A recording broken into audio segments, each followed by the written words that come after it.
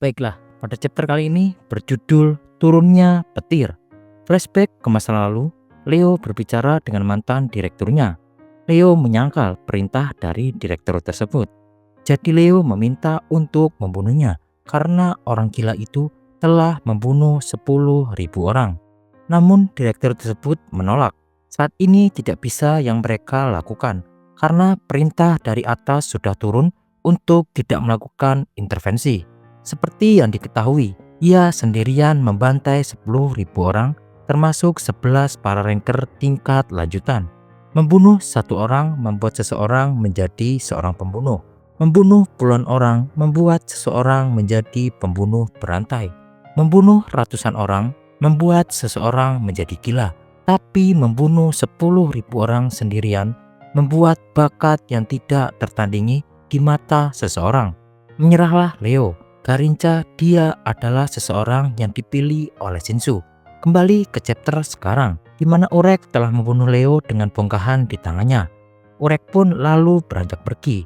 Namun tak disangka, Leo berhasil bangkit kembali. Leo pun sangat kagum bahwa kekuatan yang dia peroleh begitu luar biasa. Kembali hidup meskipun kepalanya telah pecah, seperti yang diharapkan oleh seseorang malaikat. Kemudian Urek pun juga sepakat, kekuatan itu luar biasa karena bisa hidup kembali dan merangkak seperti kecoa. Lalu Urek pun ingin bertanya satu hal kepada Leo. Apakah Leo dan Neo memiliki hubungan? Lalu Leo pun mulai menjelaskan. Tahukah Urek tentang kucing Skordinger? Sebenarnya setelah kami menemukan bunga Lady Mako, seseorang pria mencari kami. Dia mengajarkan kami tentang permata dan banyak hal tentang bagian luar menara.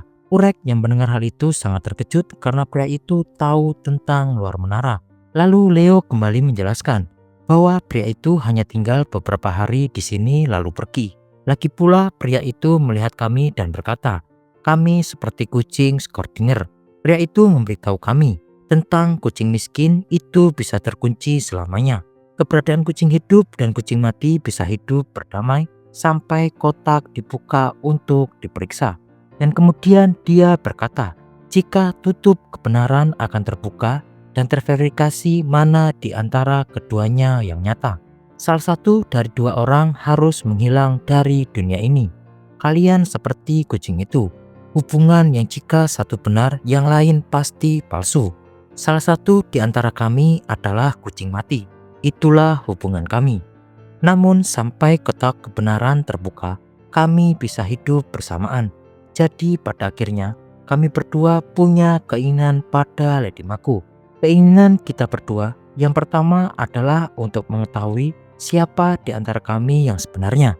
Kami akan membuka kotak kebenaran itu adalah harapan dari Leo. Dan permintaan yang kedua yang ingin kami minta pada Lady Mako adalah untuk menciptakan dunia di mana yang nyata dan yang palsu dapat hidup berdampingan.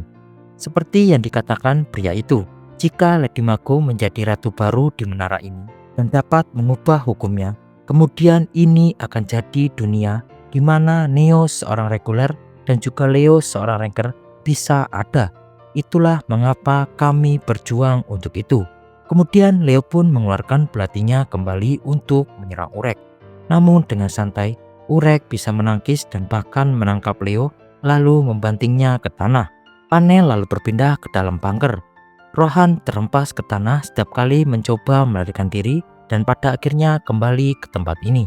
Lalu Manu pun menjelaskan, ini adalah tempat yang bahkan para ranker tak bisa lari dari tempat ini. Kemudian Manu pun menyerahkan semuanya pada Hedi. Lalu Hedi pun memprovokasi Rohan karena Rohan seolah-olah akan mencapai sesuatu yang hebat dan pada akhirnya terjebak di sini. Akan tetapi Rohan tidak mengetahui apa yang menghalanginya. Tapi penghalang seperti ini, Rohan bertekad akan menembusnya dengan kekuatannya. Kemudian Gisle pun menyemangati Rohan, karena kamu juga mencoba. Tetapi seberapa keras kami mencoba hal yang sama selalu terjadi. Lalu Hedi pun bertanya pada Rohan, apakah Rohan tak pernah terjebak oleh Urek Mazino? Urek meninggalkan kalian dan pergi bertarung sendirian. Saya tahu ini akan terjadi. Meskipun dia bilang akan tinggal bersama kalian, namun kalian hanyalah hambatan baginya. Itu sebabnya Urekmasino pergi bertarung sendirian. Terimalah kenyataan dan tetaplah terperangkap di sini dengan tenang. Dengan cara itu, sedikitnya kamu tidak akan mati. Lalu Lu pun menenangkan Rohan. Di sisi lain, Evelyn sangat kesal karena hanya bisa berdiri di sini. Semua orang datang ke sini untuk memberikan semuanya. Jadi tidak hanya berdiri di sini dan tidak berbuat apa-apa. Tiba-tiba Lu pun berdiri dan beranjak pergi. Semua orang pun yang melihat hal itu terkejut karena Lu bisa keluar. Lalu Lu pun yang berjalan keluar berhasil pergi. Namun ada Hedy yang sudah menunggunya. Panel kembali berpindah ke pertarungan Urekmasino melawan Leo. Urek secara terus-menerus membelah tubuh Leo. Namun lagi-lagi Leo berhasil bangkit kembali. Kemudian Leo terus memprovokasi Urek bahwa hanya dengan itu tidak akan cukup untuk bisa membunuhnya. Leo pun mulai menyerang Urek secara bertubi-tubi. Urek masih dengan tenang bisa terus menghindari serangan belati dari Leo. Di sisi lain, Urekmasino bisa merasakan kekuatan yang baru didapatkan. Urek bisa melakukan serangan tinggalkan luka di Shinsu. Luka yang bisa dirobek dan meledak lalu terpisah. Seketika tubuh Leo yang terkena Shinsu Urek membuat tubuh Leo terpisah. Hal itu membuat Leo terkejut. Tak cukup sampai di situ, Urek langsung bergegas kembali menyerang tubuh Leo yang masih terpisah. Karena Urek sadar Leo akan bangkit kembali. Akhirnya Leo yang berhasil bangkit menghindar dan bertarung dengan cepat hingga memiliki celah untuk menebas Urekmasino dan mengatakan semuanya telah berakhir. Namun bagi Urekmasino, siapa yang memutuskan ini akan berakhir? Lalu Urek mengeluarkan gelombang Shinsunya untuk menyelimuti tubuhnya. Leo pun yang melihat hal itu seperti terhipnotis karena seperti cahaya yang datang dari Urekmasino. Kemudian Urekmasino berjalan ke arah Leo dan berkata, "Aku belum pernah melihat kecoa sepertimu. Mungkin terlihat mengejutkan bagimu, tetapi aku telah menghadapi dan membunuh banyak makhluk seperti kamu. Kegelapan tak mati karena itu sudah ada sejak awal. Hanya ada satu cara untuk menghilangkan kegelapan, dan itu hanya untuk melanjutkan dengan cahaya tak terbatas bersinar terang di atasnya." Lalu Leo yang melihat hal itu sangat ketakutan dan meminta Urek untuk menjauh darinya. Lalu Urek pun berkata pada Leo, "Kamu benar-benar bodoh. Kegelapan Lady Mako yang dalam dan luas itu bukanlah milikmu. Kamu tidak lebih dari pemain bayangan dengan cahaya kecilmu sendiri." Lalu Leo pun membantah pernyataan Urek. "Aku adalah ilusi. Meskipun aku ingin kembali ke diriku yang lalu, diriku yang sekarang, siapa yang hanya bisa bertahan hidup dengan menolak keberadaan itu yang agak gelap. Saya kucing yang hidup tapi mati, yang menginginkan dan mencari kegelapan yang timbul saat saya mendaki menara. Bahkan di tempat ini, aku telah melarikan diri, menolak mereka. Aku bermimpi untuk menemukan keberadaan yang disebut Lady Mako dan memanjat menara sekali lagi. Kamu tidak tahu apa-apa tentang kenyataan yang aku lihat di atas sana." Lalu Urek pun kembali berkata pada Leo, "Kamu tidak apa-apa. Cukup kembali sekarang, putra cahaya, karena aku adalah cahaya." Pada panel ini, Urek menggunakan kekuatan cahaya untuk menghancurkan sepenuhnya tubuh dari Leo.